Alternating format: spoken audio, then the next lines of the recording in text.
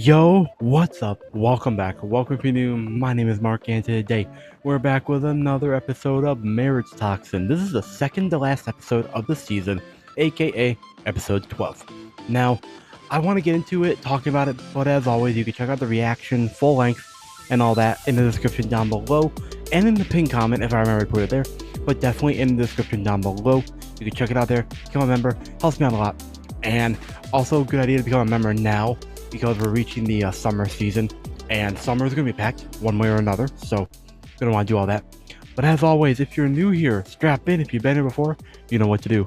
Like and subscribe, the notification bell, hype the video, and of course, grab your snacks, grab your drinks, grab your notebooks, because I took a lot of notes, and let's talk about the episode. So, this episode starts out with kind of recap, kind of not. It's a mix of recap and not, where we learn about the Geros family's poison blood. We learn that the Geros family's poison blood grows in power the nearer the user comes to death, which is like a it in theory it sounds dangerous and pointless, but also in practice it sounds useful as well, in like the way that's able to be like, yo, I'm dying, I gotta try this before I die, see if I can survive, sort of thing. So in that regard, it's pretty cool. In the other regard, it's kind of not incredible if you think about it, because you have to first be close to death to grow the power and all that. And we also learned this because Geto, as younger, he's being told by the man who was training him. He was telling him all this, and us, the viewer. And Geto's goal, which was given to him by his family, is the pinnacle of poisons. An incurable, utterly lethal, incurable poison. And I wrote down, that's a lot of pressure. Damn, it is. And there's a very specific reason I wrote down his goal given by his family. Because this is just what his family wants from him. Which kind of sucks if you think about it, man. But yeah, that happens. And so now, back to this whole thing. We're seeing Geto start to like keep up with, what do you call it? Toshido. And he's basically, he's blossomed to the next stage. And I'm wondering what comes next after that. And but unfortunately for Geto, his hits bore Dogo. And the Water Master says that Geto has grown since they last fought, but it's not enough. And again, I wrote down, damn. I'm saying damn a lot this episode, though, honestly. Like, you should check out a reaction, because, like, I do a lot, man. But, like, it's so unfortunate that it takes this much just to beat Dogo, man. For Geto, of all people. But, like, it's also fair. You think about it, man. But, we see Dogo use his ace in the hole. The 100 Beast Stampede.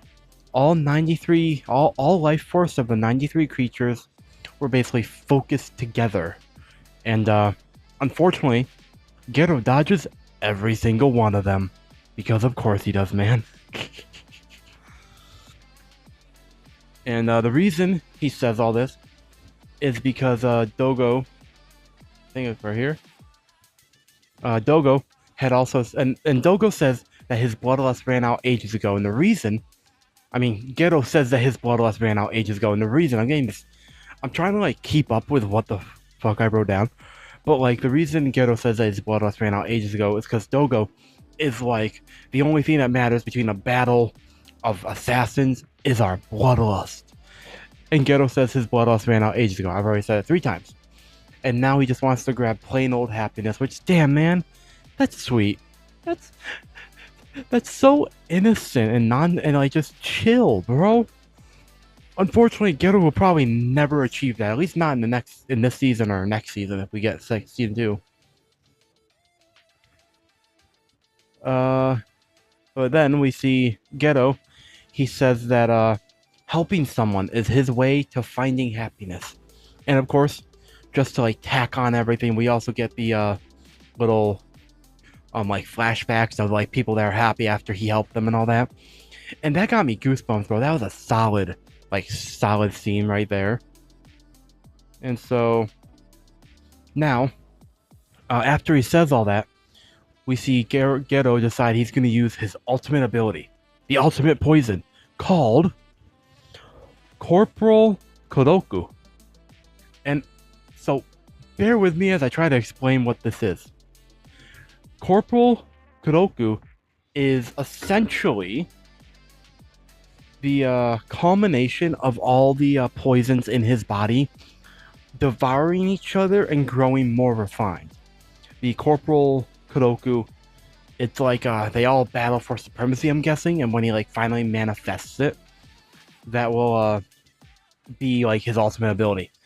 And once and the scene, the shots in the moments, really dope as they're showing all this too. But according to the master, the old guy, he says once Gero masters it, it will become incurable and kill all it touches without fail. And like, yeah, it looks dope though. The shot building up to this, so cool. And we get to see him do his Poison Blood Unleashed, which is called Single Radiant Burst. And so, essentially, it attacks and hits all the attacks that Dogo's sending at him. And Dogo, he unfortunately can't neutralize it fast enough.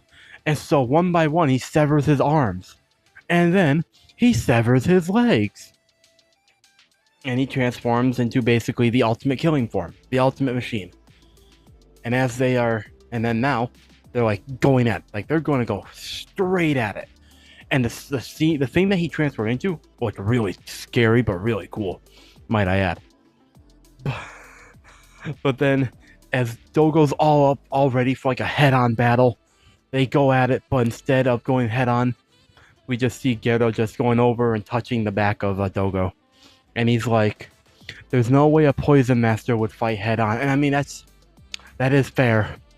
That is fair. But I kind of feel bad for Dogo that he doesn't get to fight like in a head-on battle like this, really. I kind of feel bad for him, man. And so, with all that said, Dogo starts dying from the looks of it. And like he's going down. He's not gonna make it, supposedly. Or at least as far as we know, he's not gonna make it.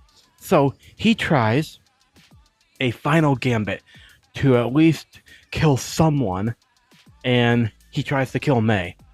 Unfortunately for him, Arashiyama saves the day because he said Dogo said 1-on-1, I win. But then Gero was like, it's not 1-on-1 though. I'm not alone, essentially. And Arashiyama somehow saves the day.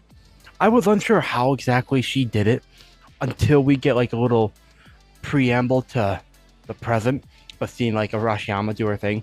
She's giving a speech to all the other prisoners, and it's a moving speech, and she's trying to remind them to remember their roots and to remember that the beasts, animals of theirs that were eaten by Dogo, taken by Dogo, that they were their precious partners.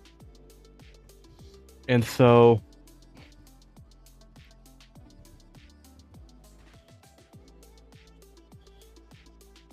where are we? Trying to figure out where I am now. Oh, I went backwards. Whoops. But I also wrote down that the poison took Dogo's life because he couldn't see or hear in his final moments, and that's when he was like struggling. That's when he decided to go for the final gambit.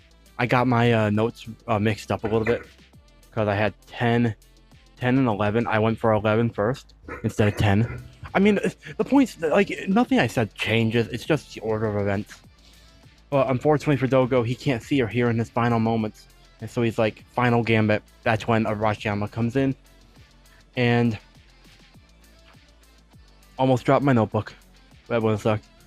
But basically, the reason that the guy stopped mid-chomp was that the former prisoners communicated with their partners and stopped Dogo in his tracks.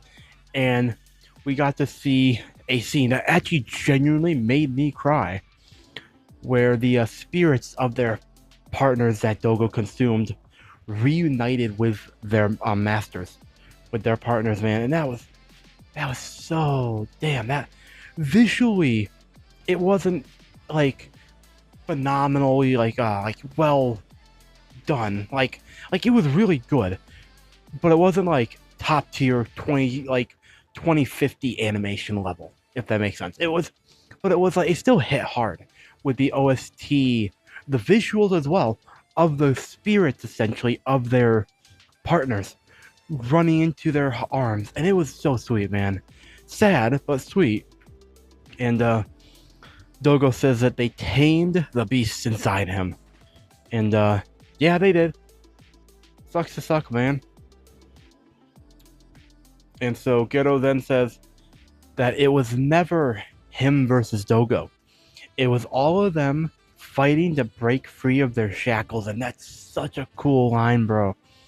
And it goes for everyone. It's not, and it goes for Gero as well, especially because like this time around, he's like he probably already realized this, but he's like realizing more what he wants and what he's actually trying to achieve. And so like he really is breaking free of his shackles as well as the poison master prodigy and all that. And Dogo is finally dead with a final cinematic touch from Gero. That looks so good. That shot looks so good of the final touch, bro. And Dogo dies. And damn, man. Damn, that was a really good shot, though. Honestly, I can't stop thinking about it, bro. And Gero draws his blood once everything's all said and done, and Arashiyama and all the prisoners are freed. They got their collars removed, and I'm so happy for them, man. But then we learn Dogo's still alive, and I question how. And so finally, in the final page of notes, gotta play a bit. The final page of notes, we got Dogo's backstory, which we learn about something called the Rite of the Beast Blood, which is on the 13th birthdays, the Beast Clan member, the Beast members of the main family clan members are bestowed a beast by the head of the clan. And Dogo, for his part, Toshido, I should start calling him Toshido, honestly. Toshido was for a while assumed to inherit a tiger or wolf because he's diligent, hardworking, and all that. And he was expected to lead the clan. But he was bestowed a bat as his partner instead. And to off rip, the bat, adorable. Bats are really cute. Sure. They're kind of, at night, they're a little more scary, but they're cute. They're adorable. I love bats, man. I don't know if I want to see one in the wild, bro. But, like, I think they're adorable. I'd probably meet one, as long as it didn't, like, give me, like, some kind of disease or anything. I don't know much about bats beyond the fact that they're cute. I just really like bats, man. But, Dogo sees that as like a message from the family head, which was, you're not ready yet, or you're not worthy. And so Dogo goes on a, he kind of crashes out mentally and imagines himself slaughtering everybody. I don't know if he actually did. I'm pretty sure he didn't, but he actually, he had a mental breakdown. He, the bat's alive, which is nice. The cute bat is alive. But then, moving back to the present, Dogo is alive still. And as we learn, the reason he's alive, after being touched by the incurable, lethal poison from Gero, is that Gero's toxin is his will. He doesn't want to kill Dogo or beat him. So, by that logic, his toxin doesn't kill either, it just knocks you out? I don't actually know what the effect of the toxin is if it's not killing him. But, fair enough, man. And so now Dogo is like, yo, what's up? And he says the blood of the five great families is a curse. Because he's in his regular form now. And he's just laying there. He says the blood of the 5 great families is a curse. And I admit, I wrote, he's not wrong. Kinda. And Ghetto says blood is not a curse. And he says he's going to prove that every day. And he talks about like what he likes and stuff like that. But also, the reason I think Dogo's not wrong completely, and neither is Ghetto. They're both right. Blood itself literally is not a curse. Even like the bonds that you make through your blood, like from relatives and stuff, not always a curse. What's really a curse is the pressure, expectations, like status and baggage that can come with that blood, being born of that blood. I think that's what's really the curse there. The blood itself, and like initially just having relationships with your like family, that's not the curse. The curse really is like everything that comes with having the blood of, say, the Ghetto clan.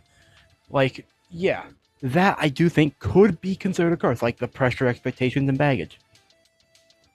And so, after all that, at some point in between the next point and this point, is Ghetto says that he wants that he's happy.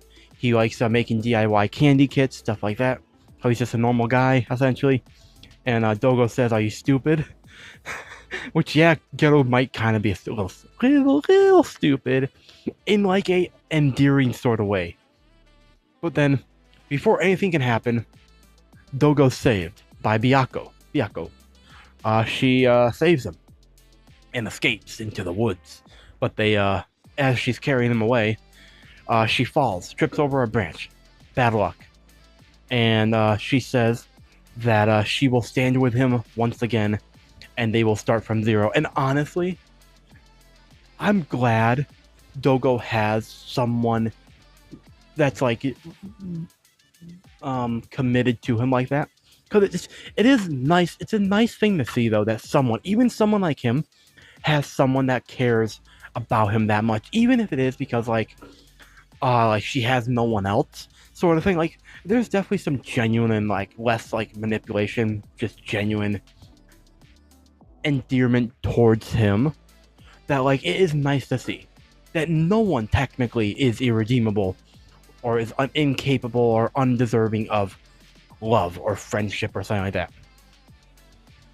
But as she picks him back up and continues running after she said all that sweet stuff to him, Peachy and Ghetto are chasing after him. As they're about to catch up, or at least as Peachy is, Byakko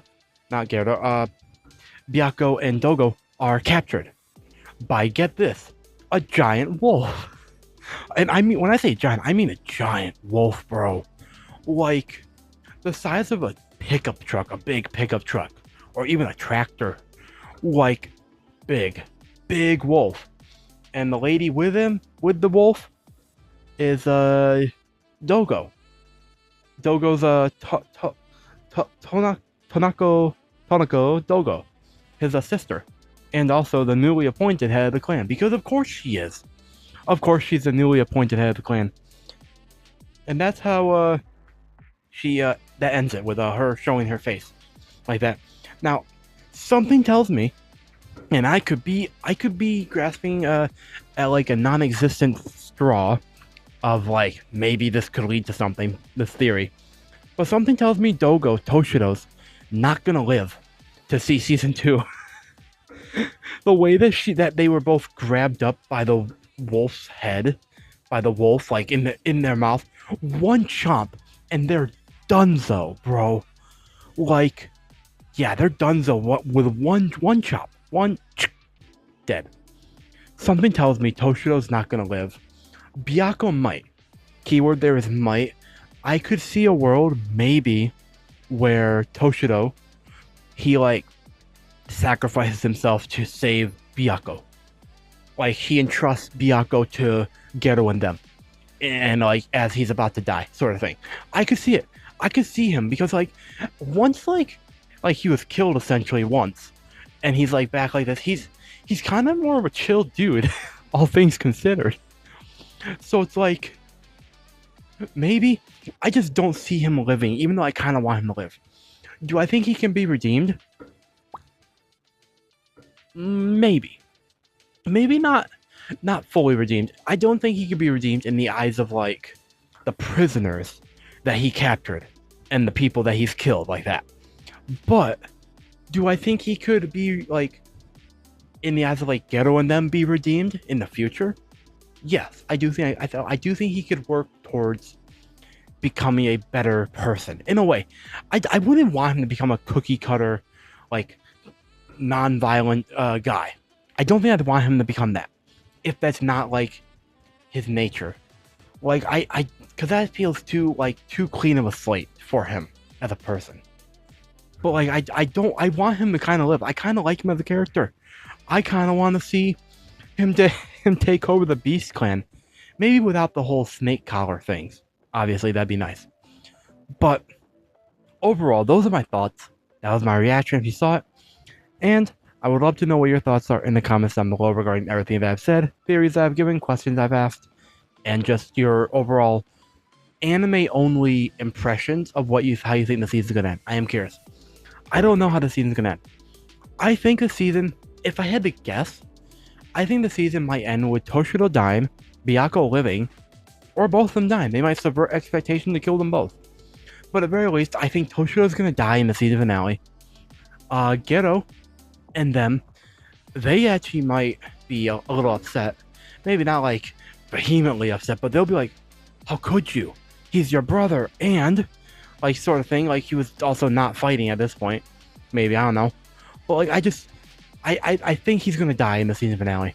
And I don't know if we got a season 2 confirmation yet, but I hope we do. Because of course, as always, I will be here for season 2 when it airs. But with that said, I am of course gonna wrap it up here. You can check out the reaction down below on the Patreon. Become a member, check it out, do all that good jazz. And stay tuned over there. I have some announcement that I might be making soon. But with that said, until next time, my name is Mark. Never stop being yourself. Stay safe out there, and I will see all you incredible people in the very next video.